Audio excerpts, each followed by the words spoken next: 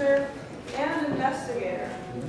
In his early life, Leroy was influenced by the Seventh-day Adventist Church, served as a lay minister in the Methodist Church, studied to convert to Judaism, and currently attends his own church 7 days a week. Now that isn't diversity, I don't know what it is. Today, Leroy will speak 5 to 7 minutes for Project 4 on how to say it. His topic is church and football. Please welcome Leroy.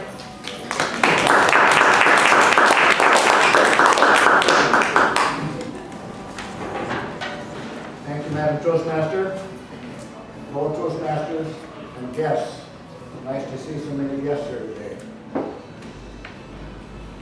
2 weeks ago, before the Seahawks got pushed out of contention, I needed to have lunch one day, so I saw a Taco Bell over on 116, the Taco Time is, and I pulled in, never been there before, didn't realize how big it was.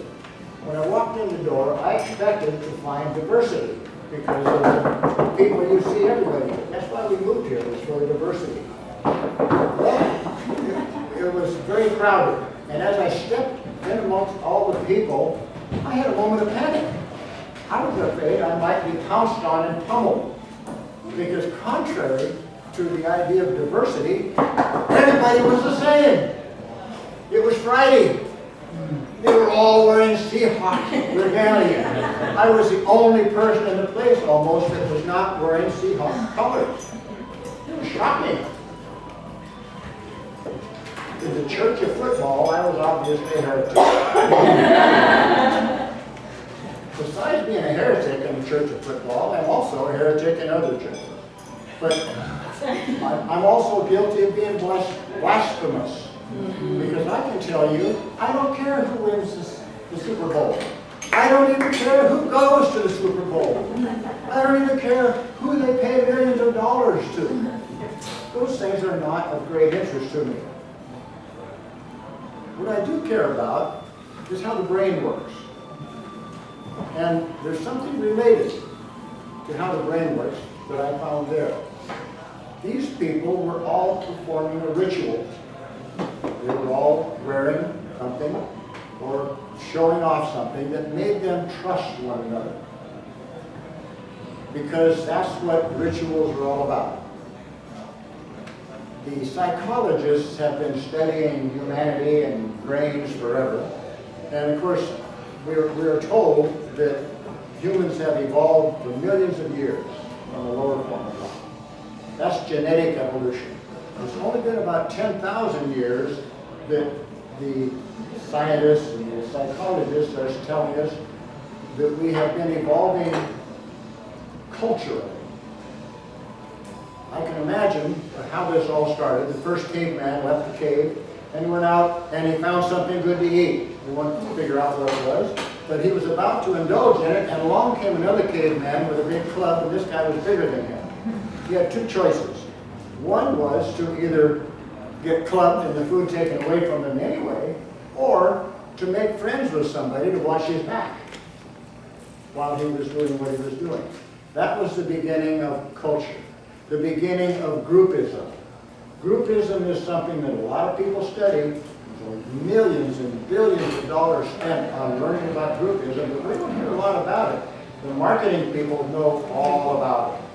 The marketing people that caused all those people at that taco time to spend thousands of dollars on blue and green apparel. That's why it's of interest, should be of interest to everyone here. Well, reading books is something that's becoming old-fashioned.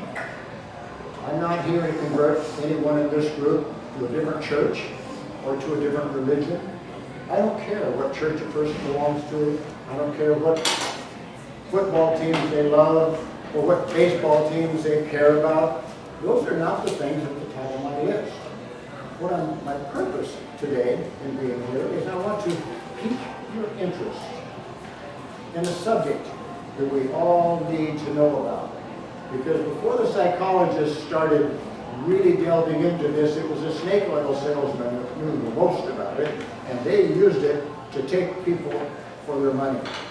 That's been since time immemorial, since recorded industry. There's always been those few that figured out what flips our switch, what rings our bell.